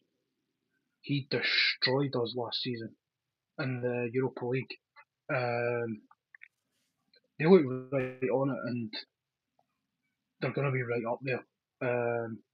I'd be concerned if I was a Wolves fan, because that was easy. That was far too easy. But I think they'll still make signings. Still think they've got a couple of weeks to get a couple of players in. Yeah. And their manager. I think losing Cunha's a massive one. Sarabia left. They've lost goals at their team, and that's what that is. Goals will keep you in the Premier League. You can't defend like the were though. But weirdly, City are starting quick this year. Predominantly they are, late starters, but they got to start quick, because Liverpool. Look what Liverpool done last season. The title was done by October, November. And I remember when this happened, when Jose came in to Chelsea. United was sort of stutter about first half of the season. Then by the time February came, the motor was moving, and Pep's just switched it like that. And that's just the marking of the manager he is. And yes, I did boo him a month ago in that field. You're damn right I did. Yeah, absolutely. Actually, we've got some more updates from Ibrox, and it's now 2-0 for Club Brugge. Wow, this is going from bad for worst for Rangers. Yeah, Michael, thanks for keep updating us with the latest scorelines. But wow, yeah, this is. Did not expect to be a bad start against the Club Brugge side as well. Etienne Lemmer said Cherky would be an impact player for City. He's proved nothing, but won't prove anything. I don't know about that. I think he's going to be one of City's goodbyes. I'm going to dispute that one as well. And I'll come to Albert first, then to Doug. Albert, especially with what's going on at City, with the links of Edison, look like he's going to move away, to Galatasaray. Semenyo has been linked to the Spurs. Did James Trafford deliver well on Saturday? Especially he's gone back to the club. Especially he had a couple season away from them after Burnley signed him 2 seasons ago. Is he the right fit for a goalkeeper for what Pep wants? Again, he's another one. I think he's paid his dues, man. And you're only going to know if you put him in goal. I think Newcastle will be kicking themselves and get him. To be honest, I'm surprised he didn't end up there. To be honest, so when City obviously had the buyback clause, didn't they, to bring him in? I think the plan was. I mean, people kept talking about Donnarumma. I was thinking, nah, I don't see that happening. In coming to Man City, so James Trafford will get his chance. I think. I don't know what's going on with Edison. I think is Stefan Ortega still there? Is he as well? Okay. Yeah, so is. Yeah. Yeah, so James Trafford might get his chance. He might get it. And you know what? I think he deserves it personally. Pep, I think he knows what he's doing. Pep's wounded from last season, man. He's wounded. He's a wounded animal. So they're ready to go. They needed to sort of turn over some of their players getting into the latter stage. Obviously, De Bruyne has gone to Napoli now and get some more legs there. Ryan, this is in there. Ryan Cherky. I feel it's a bit harsh, the comments there on him. Like what I see of him. Yeah, it's a bit harsh. Yeah. Like what I see of him. That goal he scored in the Nations League against Spain. But City are ready to go again, man. They're ready. Like they say with strikers, you need to feed them food, man. So Holland will get plenty of chances. Don't worry about that. I like the look of Marmoush, what I saw last season. Obviously, they bought the guy at the back, Kushinoff as well. I mean, even earlier in the window, they was linked with Livramento. They weren't fit, so they weren't. But that I don't think that's going to happen now. No. Yeah, I like Aït-Nouri at left back. Very good fullback. So they're ready to go, man. Trust me. The Pep is like Andy said. You don't go through many seasons not winning trophies. So no. They will not be repeating the same Premier League performance they did last season. Trust me. Yeah, absolutely. And Doug, about Wolves briefly, it's you have to question the ownership, with the Fulstein Internet family. They haven't been investing much the last couple of seasons. Do you see them now pretty much, it's just they're looking for new investment in the next couple of years or so. Yeah. Again, another team I think are really badly in trouble this season.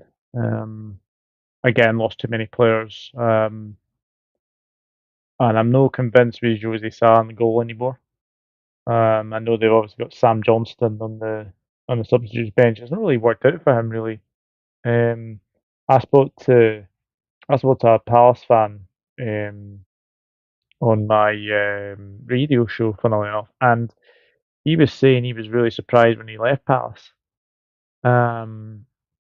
He was really surprised when he left Palace to sort of go to Wolves. It's not, as I said, it's not really worked out. I mean, they got the lad Bentley as well to come in as well. You know, I think Wolves will struggle this season. I really, really do. Just one other thing, obviously, on City.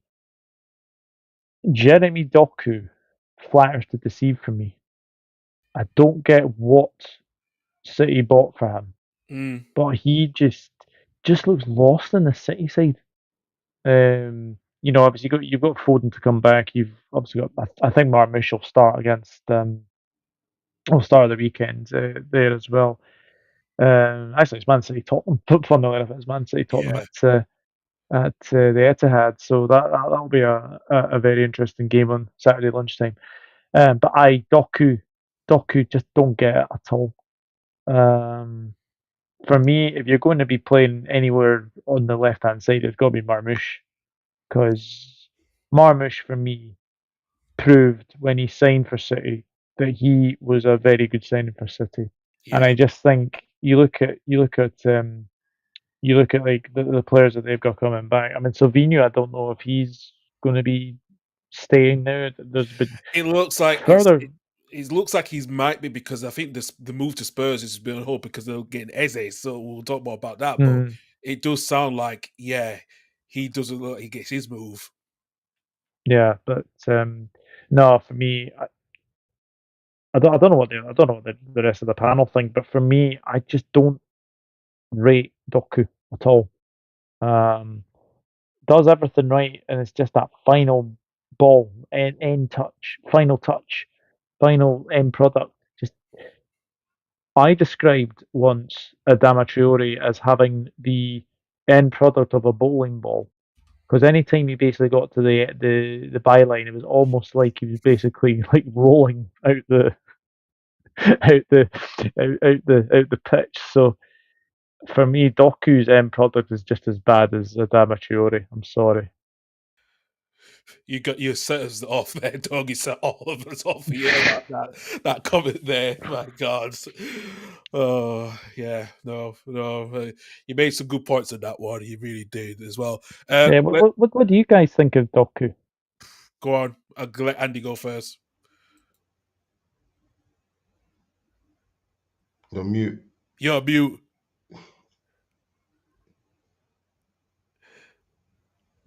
He's lost. We'll come back to you, Andy. Albert, you go. Yeah. Yeah, I remember first seeing him in the Euros, 2 Euros ago. I thought maybe promising, a lot of pace, but then I think it's a wider problem with a lot of wide forwards in European football. End products. Been crying about it, moaning about it with one of our players at Arsenal, Martinelli. Same thing about the way he is at Chelsea now at Arsenal. It's your end product. Your decision making in the final third. But yeah, a lot of pace, but just to me, he's too safe. What he does is very, 5-yard passes, running the channels. I don't particularly see him try and be brave or take a shot. You're a wide forward. He's not an assist king. Pep doesn't start him in loads and loads of games. So you paid a lot of money for this guy, man. Yes, he will stretch defenses, but you need to add a bit more than just doing that. Yeah, absolutely. Andy, have we got you back now? You've got me, man. I've just Good. turned myself off, on and off mute, man. I think he's rubbish. I'm going to be honest, I think he's absolutely rubbish. Exactly what Doug said. That sent me You got me there, Doug. Nah, I don't see it, man. I don't see it. Just don't see it. See, when you've got Oscar Bob there as well, and you've got, half the forward line can play out on that left-hand side, you're not offering anything. 2 years ago, when Man United played them in the FA Cup final, right, Wan-Bissaka marked him at the game. Not that that says anything. Wan-Bissaka was excellent at that, but it was just, there's no end product there. It doesn't look like he's been coached by Pep either. No. And Pep is a good, coach of those players, but he's went through so many wingers. Like, he's great with central midfielders and, ball playing sort of centre backs, right? Minus sort of Messi. What wide players he really developed properly? Because Foden's not a left or right winger. Foden's a number 10. Foden just plays out there because he has to. Yeah, no, absolutely, yeah. It's just I was saying it to my dad the other night there. We're watching Match of the Day. I was like, that doc is rubbish. Just doesn't provide anything to me. I'm trying to think of a player it reminds me of.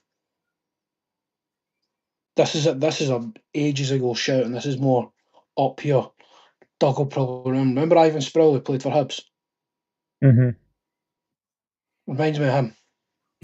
A lot better, obviously, but Ivan Sproul, he had pace, but final ball wasn't happening.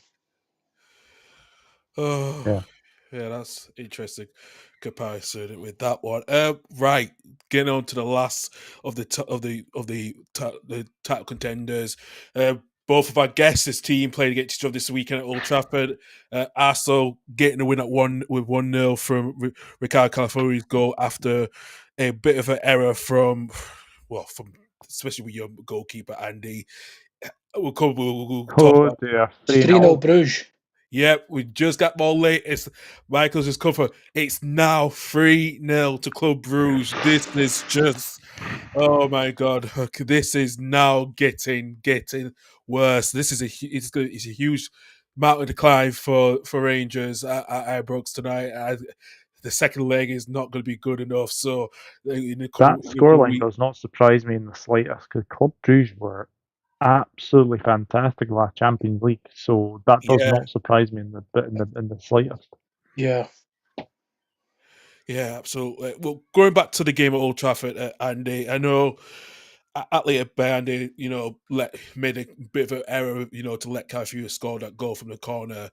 But overall, what do you expect for the Man United performance, especially in Bremo and up front, and also Cunha as well? I thought back to front, I thought we were brilliant. Even Mason Mount as a false 9 was excellent. From what you can see, we've been worked on during pre-season. You can see he's locked the doors at Carrington and went, right, use that I'm keeping. If you want it, let's do it. And I look at the back three. That's the back three I would have picked.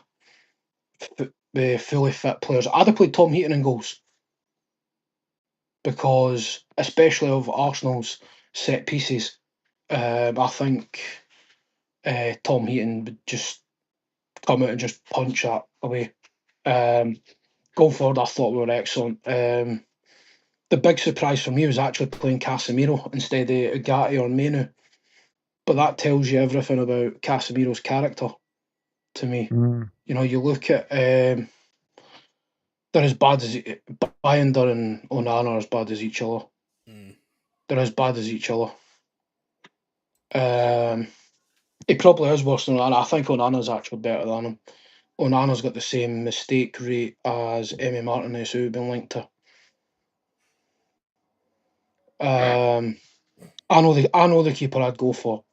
I'd go for Costa. Where is he? Porto or Lisbon? Porto. Porto. I don't get him if we're going to go and get anyone. But no, I thought we were brilliant. Even some of Sesko's runs. I watched the game back on MUTV earlier today, and I was like, if Sesko's fully fit, he gets onto some of those balls. And Arsenal do what Arsenal are really, really, really good at. A lot of people saying, "Oh, Arsenal!" Like I did say, Arsenal were terrible. I'm going to retract that. I think Arsenal were very methodical in what they done. They got the goal and they defended like their lives depended on it, which you'd expect from a team of how good Arsenal have been over the last couple of years defensively. I don't know if Gyökeres made it back to London. Pretty sure he went home with Matty still in the back pocket. But he'll get better, man. I think out of the strikers that have been signed in the Premier League, Ekitike, Gyökeres, Sesko and all that, I look at Gyökeres and I don't know if it's going to work at Arsenal. Albert, I'll come to you, but that was a question I was going to come up with. Especially you got the win. It wasn't your best performance, but David Raya really, has a good performance again. There's a reason why I tend to preferred him when you signed him from Brentford after replace Aaron Ramsdale.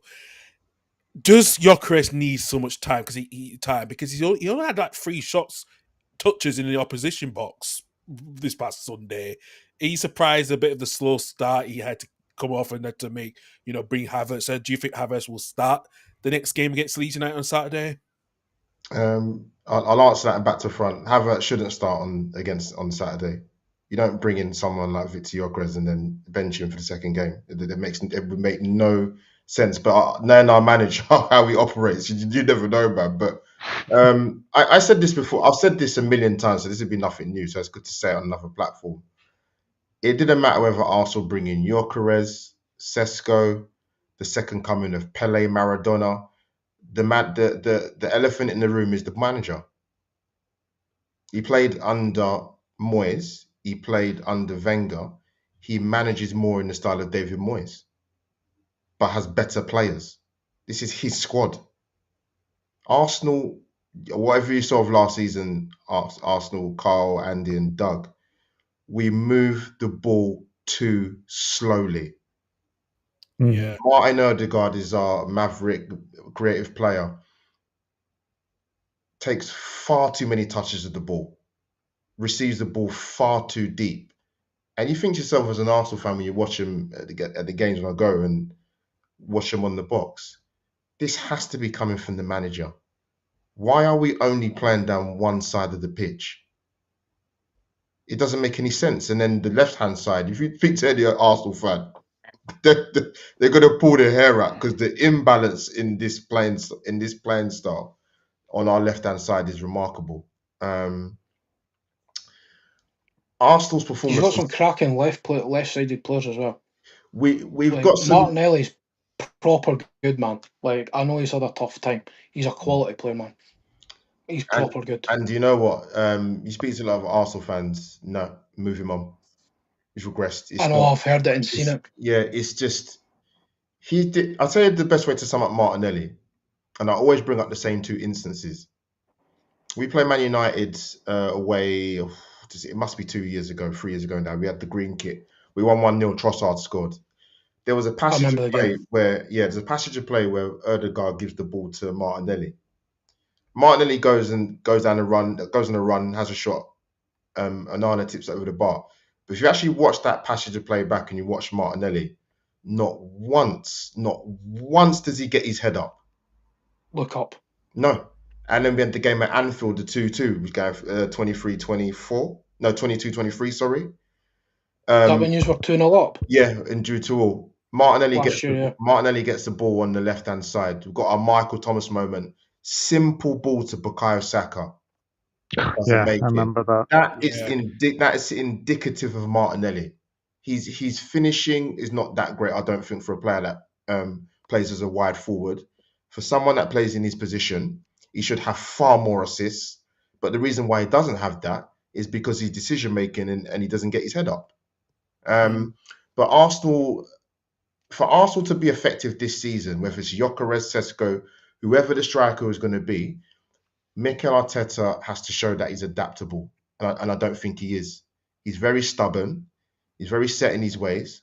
Everybody knew Martinelli was going to start on Sunday because of his work off the ball, quotation marks.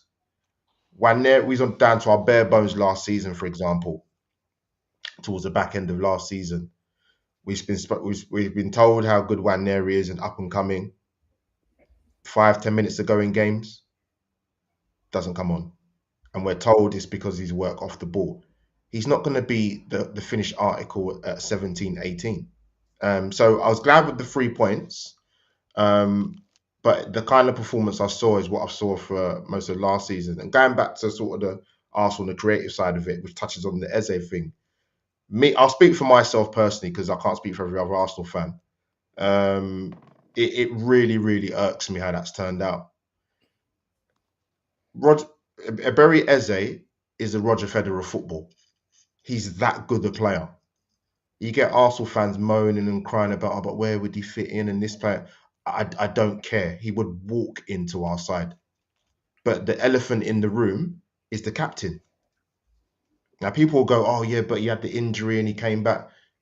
That's not the point. If you, I don't know what the stat was. The amount of times Mikel Arteta has hooked him in games before he was captain and when he was captain, that shouldn't be happening if that's your creative player and your main go-to guy and your captain. The math is not mathing up. So when I see Arsenal fans say about Eze, we don't need him, is absolutely bonkers. He's exactly the type of player we don't have. And for it to pan out the way it's panned out, I'm absolutely furious. But then Arsenal... And he's gone across town as well. Yeah. And I'd even... That's what the worst thing is, Yeah. And we hear a lot of things at Arsenal, boys, whatever you want to believe, and I don't believe anything that comes out of the club anymore. We've got to sell players. This is Arsenal Football Club. Mm-hmm. What are you talking about? Someone like Eze should have came in before Gyökeres and Madueke. Why did you sign Madueke in the first place? Insane signing. You know what? It's not even on him, and you know what it is? 50 mil. You know what it is when Mikel wants a player, all the fan base on side. You could have got a player. My issue with Madueke is, if you're going to criticize Martinelli for his end product, you've gone and done the same thing by bringing in a player who has the same issue. Yeah. But he's left-footed. So, yeah, there's a lot of frustration for me in terms of the Eze thing and how the club run. We always leave ourselves 1 or 2 players short every summer window for maybe even 10 years. 10, 12 years, 15 years. Always 1 or 2 short. And I think the buck stops with the manager. He's a very, very lucky man to finish up that he hasn't got an owner like Marinakis or an Abramovich or a Todd Bowley, because he would have been gone. He's very, very fortunate. Yeah. He's been backed. It's his team. It's his players. It's his tactics. And I'll say this. We played Brighton last season, for example, and we drew 1-1 at the Amex. And I went on I was a guest on another Arsenal channel, and I said, you know what? Sometimes with players, they need to hear a new voice. The amount of pushback I got that day was unbelievable from Arsenal fans. Jeez. Crazy. That is crazy, man. I knew there was always been the divide with some of you guys Arsenal fans. I did expect... There's a massive divide now. Yeah. You know what it is? It's almost like they want there's sections of our fans, they want it more for Arteta than the club. And that's been a running theme, and it's grown stronger and stronger as the seasons go by. And if you criticize or critique Mikel Arteta, you get it in the neck. Jeez, yeah, it's crazy. It's crazy. Almost 7. It'll be 7 years next season. He's been here, or 6-7 years. Yeah, I know. Thing is, like, the Arsenal fan base is wild. It's a wild fan base when you see it on YouTube. You've got this side of it and you got like that side of it, and I sort of stay away from a lot of the football YouTube stuff because it's mad. I'll try myself. But I try, I do most of the stuff I get is on TikTok, right? And it was that absolute madman Troops, right, talking about Arteta. He's never been Arteta in. There's a lot of them. He's never had it, and I never agree with him. But seems like this manager. Get him gone after he's got beaten Singapore, and I thought, oh God, is this going to be it? But In you know what? 7 years and won You FA know what? Cup. And the flip 7 side, years and won FA yeah. Cup. And the flip side is you've got actual sections of our fans that would give him another 2 years. Oh my God. Yeah. It's insane. Look at the rest of our clubs. Right? We go through managers like mad, right? We are so ruthless with managers, right, since Fergie went. David Moyes didn't even get a full season. Louis van Gaal was sacked in the changing rooms after the FA Cup. Mourinho went. Mourinho was box office, so I'll tell you, I kind of loved that sort of period. Ollie, treated terribly, wasn't good enough, out the door. You know, club legends. Football isn't ran on sentiment, man. And I think the Arteta's, you know, to me, Arsenal should be. And I grew up with, you know, my last memory, Arsenal, first memory, sort of Thierry Henry, not Thierry Henry, sort of Ian Wright. Yeah. You know, winning the Premier League when I was about 4 or 5 year old. Arsenal have always been perennial winners. But to me, after he's paid off the Emirates and he's have got the manager that he's wanted, there's no excuse for spending money now. Go out and get the killers. You need killers. And that is my issue with the Eze thing. You know, fantastic players. Eze's a killer, isn't he? We don't have a player like him, but the elephant in the room is Odegaard's there, and you know, some Arsenal fans blocking pathways of Downman and went. Downman is 15 years old, man. He's got loads of potential and loads of time. Some of the fans say, when I said, I'll tell you why we signed Wanera in a contract, right? Because obviously he's a talented player. I don't think the manager. Man United were talking to him. Yeah, Chelsea. I don't think the manager is fully convinced by him, personally. I don't think that's how we got Heaven and Chido. You know what I mean? Because it's getting stifled. Yeah, that's a good point. Yeah. And see, when I heard about the Waneri talk, I was like, get him. Who cares how much? Get him. The boy's got it. Put him in that central midfield like he's meant to play, and let him go. But yeah, you know what it is. I'm not sure if he's if Arteta's, he's too stubborn because Arsenal can't play the football they played last season. I messaged Doug. Doug was at the Fulham game. I was at the Everton home game, and the football was awful. Now, Arsenal fans will convince you it's down. Yes, we had an awful injury record last season. I think it's 27 players or 20, whatever the injuries were. But we didn't get 14 draws because of injuries. We didn't drop 20 plus points winning positions just because of injuries. It's because the football was rubbish. And we have a creative problem even with Martin Odegaard in the side. We have sections of our fans. Is the captaincy a problem for him, Albert? Because I was talking to a lad I work with, Ray, and he's like, I take the captaincy off him, like Tony Adams already said. Douglas has already commented on this as well. I seen him retweet it. Give it to Decky Rice and let Odegaard sort of free. Maybe the pressure's too much for him. You know what it is? There's a player in there, man. Odegaard's been rated since he was 14, 15, and the player's there. The player is there. Do you know what it is?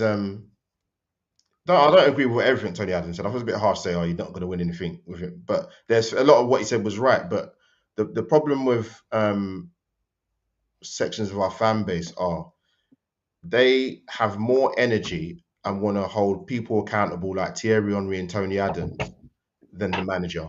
And that's my issue with some of our fans. I mean, Henry was right what he said on the overlap. He said United, as bad as they've been in countless cup finals. Yeah. Arsenal not been in a our cup. banter era. We've won everything. Yeah, Ten Hag won twice. Ten Hag won 2 trophies. We've won everything, once or twice. Van Gaal won a trophy. You know, so he got sacked.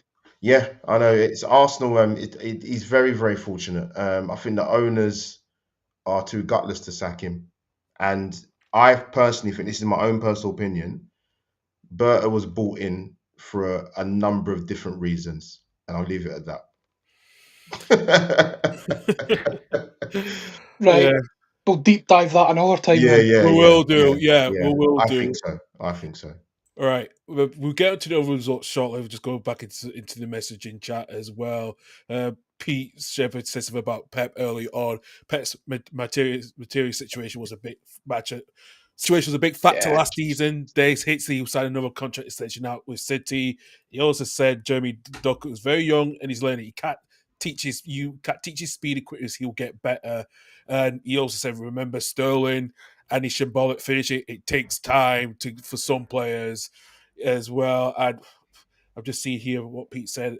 This is more Arsenal being piss poor than United being good. Raya made 7 saves, but only one was difficult. And United midfield is going to be issued all season long. I disagree with that, to be honest. The midfield point, the way that 3-4-3 set up is the way it played on Saturday. I don't think Casemiro is going to be the choice going forward, and Ugarte isn't it, by the way. No, Ugarte is not it. No, I don't see it. I'd go and get. My big thing is I genuinely wouldn't go and get a keeper. I'd go and get a midfielder. Casemiro, yeah, I agree he's too old. I seen Pete Siller comment in the chat about Bruno being too old. Yeah, there it is. Nice one. Bruno doesn't track back enough. That 3-4-3 is just going to cause people absolute problems this season, though. Doesn't matter who plays in the wing backs or number 10s. That's going to cause so many problems this year. And we were really good when it came to the transition as well. I was just really, really impressed. The only change I would have changed was I would have brought Menu on for Casemiro, not Ugarte. I'd get rid of Ugarte, personally. I don't think he's it. Ten Hag didn't want to sign him in the first place last year. He didn't want to let Scott McTominay go. And you look at what Scott McTominay actually offered, right? He slots straight into that midfield. I know he's went on and done great things at Napoli, whatever. I'm buzzing for him. Absolutely buzzing for him. And he's Scottish. So, the mixed sauce is saucing over there. And he's going to probably keep Kevin De Bruyne out of that Napoli team. Yeah, I think he would, actually. If I'm saying, as you just said that. This is a different thing, right? And it's my last curveball of it. Who's seen it last year, right, that Scott McTominay and Kevin De Bruyne would be in the same team? No, none of us. That wasn't on my bingo card for 2025. No, that is, yeah. It's not on my bingo card for the year. Yeah. And McTominay being up for the Ballon d'Or. Great. Yeah, I know. It's unbelievable. Hilarious. It's unbelievable. It is. Right, we've got 2 more segments left to go, so we just get through briefly some of us on the other results. Doug, let's start off Aston Villa drawing 0 against Newcastle United. Both of these sides are going through the issues with their transfer stuff, PSR stuff, but in a way, was this a fair draw? Not for me. I thought Newcastle were the better team against Villa, even before they went down to 10 men. I think that front three of Barnes, Gordon, and Elanga is very interesting. I think when you look at the way Newcastle played, I forgot Martinez was banned because I was like, where's Martinez? But then I forgot you go stand off against Andy's lot at Old Trafford. That was funny though. It was funny. For me, I thought Newcastle were the better team. Same.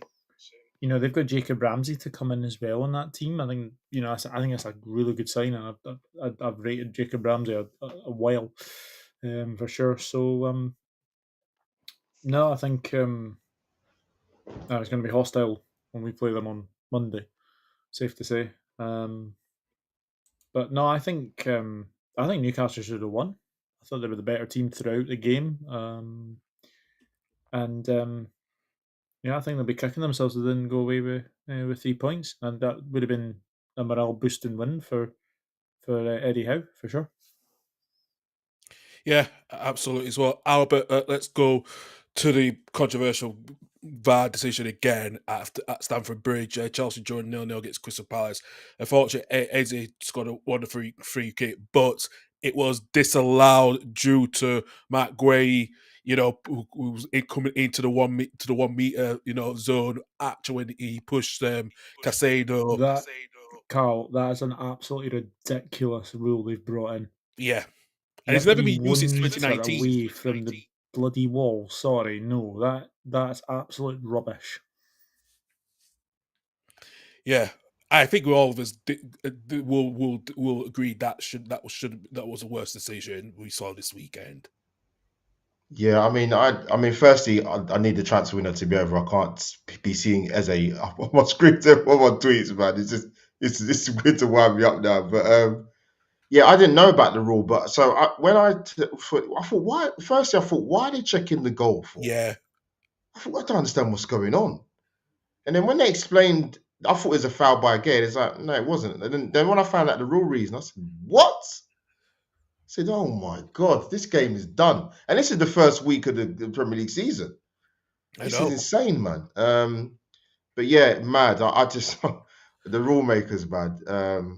Listen, I was complaining when Mike Riley was in charge of PGML for about 100 years. I think Howard Webb needs to tend to his resignation. To be honest, I don't think he's been any better since he's come in. No, to be honest with you, actually, no, no, it's really. not.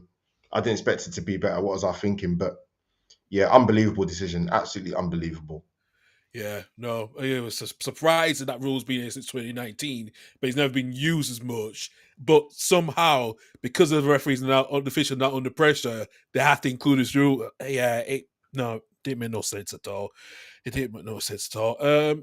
Andy, we move on to the Abex. Fulham got a late equaliser from Rodrigo Muniz in a 1-1 draw.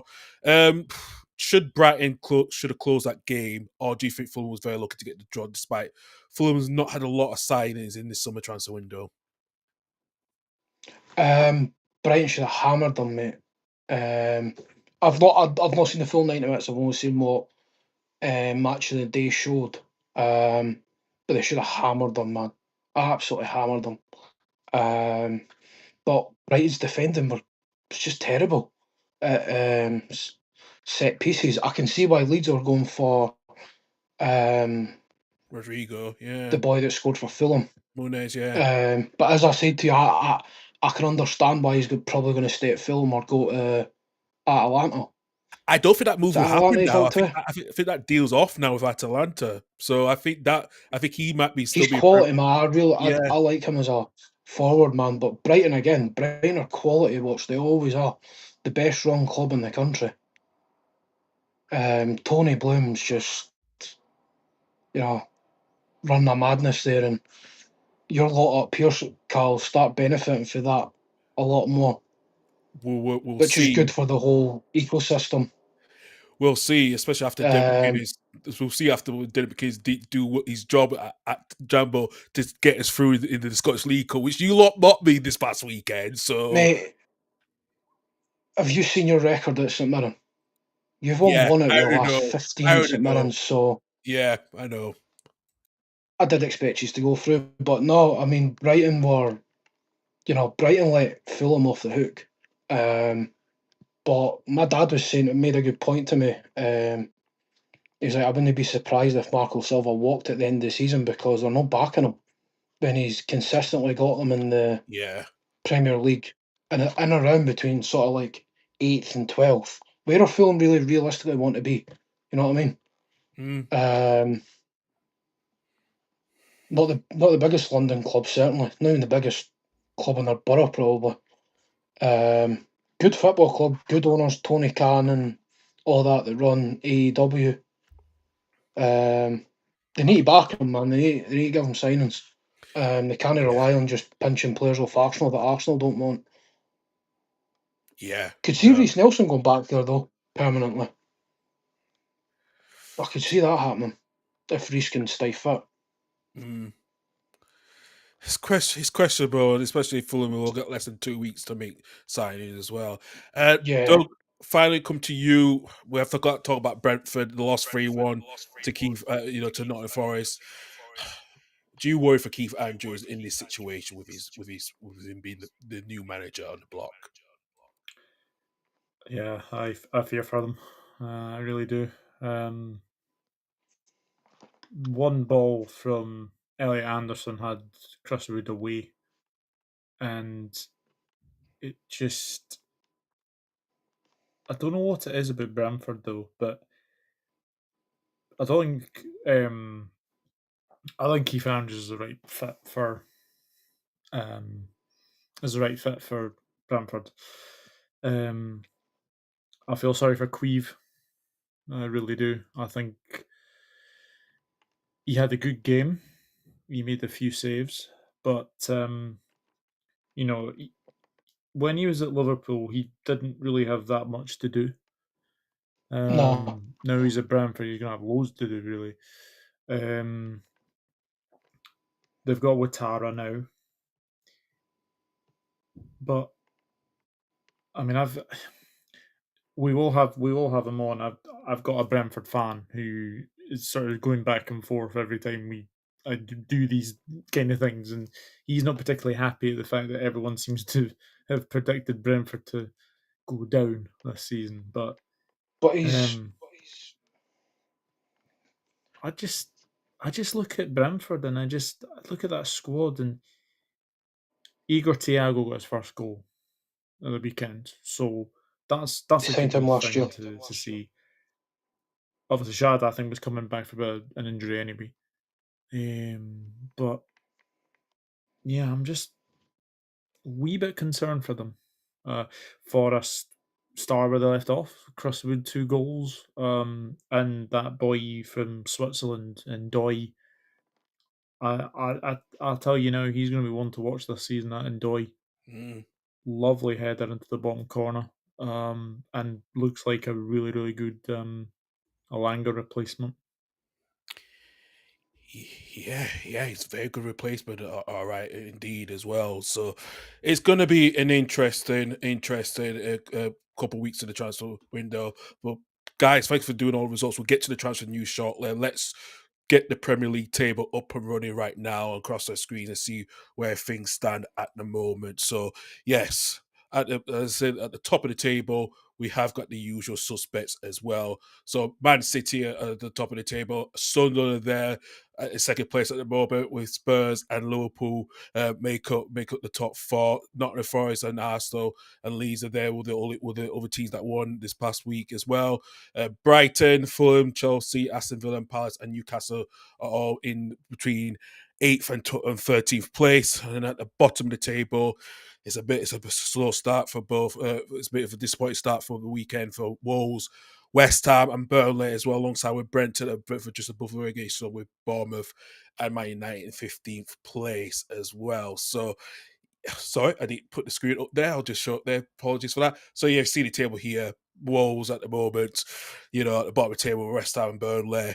And also with Brentford and Bournemouth, other teams will over Man United losing with Everton. And then the top of the table, it's Man City, a good start. Sunderland with their first win after 8 seasons away. They're with 3 points ahead of Spurs and Liverpool, and Forest and Arsenal and Leeds United make up the rest of the top 7 as well. So gentlemen, let's get on with the last bit of the show. Let's discuss about the latest transfer news. So, Doug, I'll let you go first. About Eze going to Spurs. What's the latest? Yeah, sorry, I'm just looking at Romano's tweet. Apparently, Alexander Isak has come out with a statement. Yeah, I just see that. Yeah. Yeah, I've just seen that as well.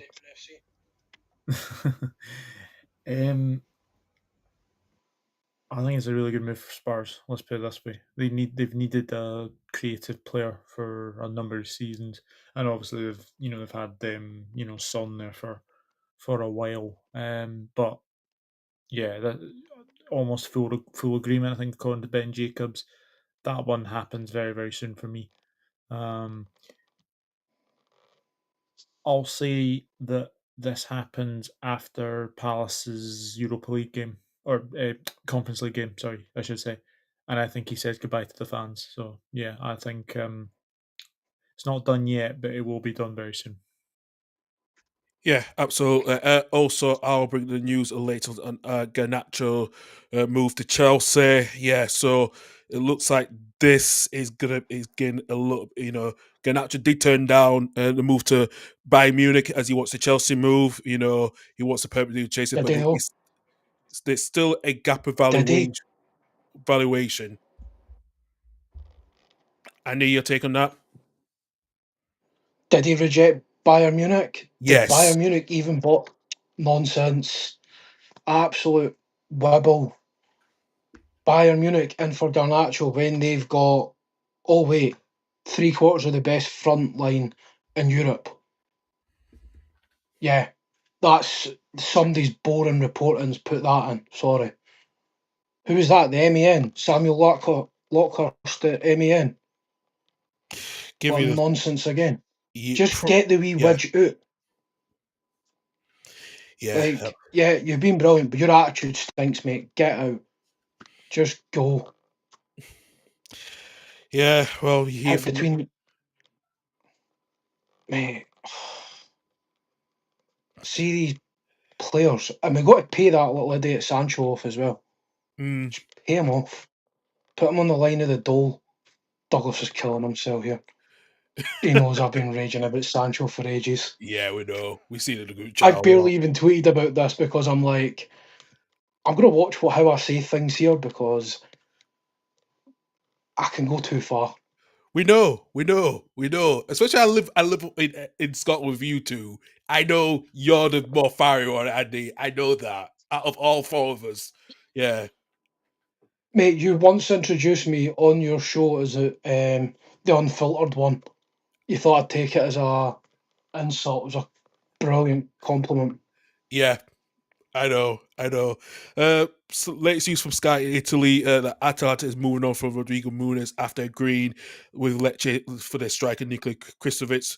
That deal, the Italian club made £34.5 million for the Brazilian last week, but I like now decided Kristovic is now be head coaches, even Yuri is a striker, so that deal should be wrapped up by tomorrow. So, also that Leon Bailey is being welcomed by Roma fans ahead of his season-long loan from Aston Villa. That should be done in the next 24 to 48 hours as well.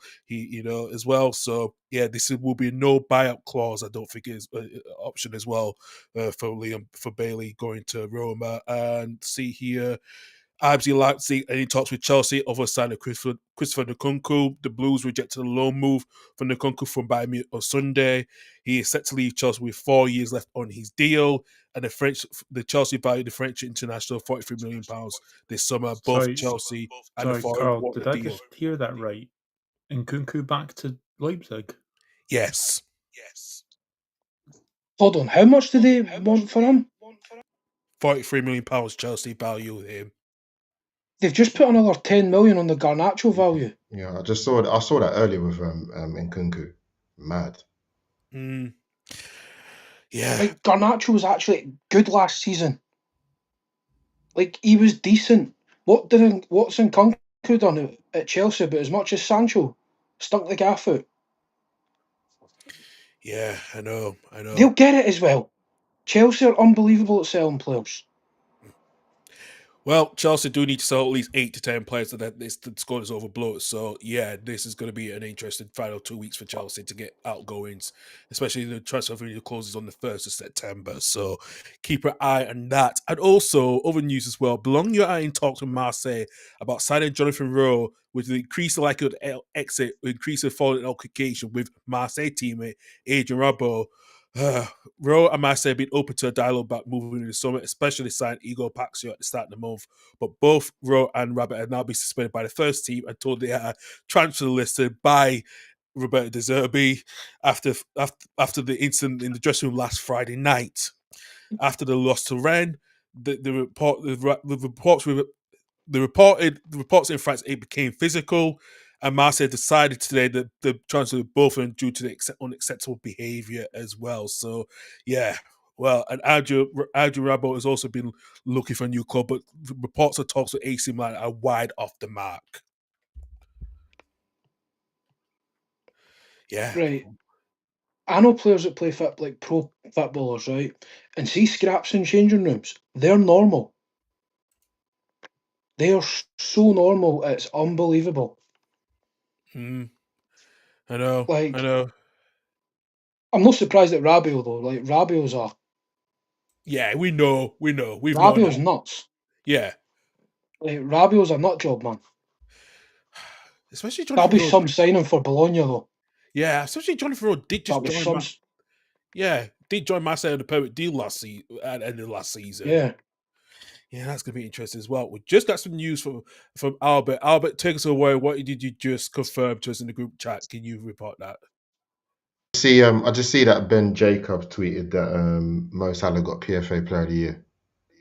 It's not a surprise. Yeah, Of course he did. Phenomenal. Of course he did. Season. How many times is that? Doug, you know. 3, I think. 3. Wow. 3 or 4, isn't it? Well deserved. It was unreal last year. Yeah, no, absolutely it is. He deserves it. There's no way you're going to give it to Isak after what his behaviour has been. So, No. What, for winning a League Cup? Yeah. Yeah, pretty much as well. Very good. Gentlemen, we are come to the end of the show. Thank you very much for everyone for joining, for your messages as well. Like I said, Albert, tell where everyone can find you as well, and I'll put your channel in the description for everyone to follow you. No, the pleasure, man, to talk. I've not been on for a while with Doug, so Doug knows I love him, man. Brother to brother, man. So, Albert JTV should be an entertaining season this season for Arsenal. Oh, God, Jesus, man. Transfer window over. Yeah, thank you. Albert JTV on all platforms. There are 2 Albert JTVs. I'm definitely not the other one, trust me. You'll see for yourself. Absolutely. Thank you, Albert, for joining us. Andy, No worries. it's really a pleasure for you. We've not seen you for a while. You're back on. Always has, I know man. you'll get back up to scratch as well, but we know where everyone can find you. But tell us where everyone can find you. Oh, yeah. What's my Twitter handle now? At Rogers1875 on Twitter if you want to come and follow me. No point sharing my YouTube channel now, it's just filled with music videos now. If you do want to check me out, just type in Andy Rogers on YouTube. You'll find some excellent interviews and chats. With me and Doug have had chats. Me and yourself had chats. I've had ex-Levy #1 Darren Jameson on. I've had musicians on. I've had done a lot during COVID and all that. And just, fell away for it like we all did for a while. Might get back into it, might not. We'll see what happens. Yeah, see what happens. We'll have you during the course of our shows during the course of the season, mate. I appreciate that. And especially man. on the Saturday show and also our championship review here on the Totally Levy and Horne football podcast. We should get you on a lot more often, so we'll catch you there sometime soon. When I'm off Saturdays, man, I'm always about. Perfect. Well, like I said, you'll enjoy the company with me and Reese this weekend if you're free, if you're up for it. Perfect. And Doug, let me know. Yeah, we'll do. Doug, we know where everyone can find you, but please tell the bunch of everyone across the channel. Yeah, obviously. Well, big thank you to obviously you, Karl, for hosting. Big thanks to Albert and Andy for coming on. I don't think this will be the last I'll see of Albert because obviously Liverpool play Arsenal next weekend, so I'd imagine we'll get a preview at some point, Albert. So we'll get that sorted as well. But Doug Football channel on YouTube. And I'm here, there, everywhere. I'm on Facebook, Instagram, X, even TikTok, even Twitch. So yeah, here, there, and everywhere. So yeah, you'll find me. You'll find me everywhere. But no, another very good show, and enjoying doing these. I really am. So thank you. Thank you very much, Doug. And for me as well, you can find me at the Totally Leaving Home Football Podcast here on YouTube and also on our podcast platform services. Now we have launched on Amazon Music and we're back on Spotify to do a lot more regular content as well. But I'll be back on this weekend on Saturday with the Saturday show at 11 a.m. and then with the Sunday night with the championship review on the third match day of the season as well, with myself and Michael and a few other guests as well. But you can find me at KLHoods92 on Instagram as well if you want to follow me as well. But everyone, thank you for joining us on the first game of review of the Premier League. We'll be back on next Tuesday at 7 p.m. here on both the Dugout Football channel and the Total Levy channel. But everyone have a good week. We'll take it for now. Bye-bye.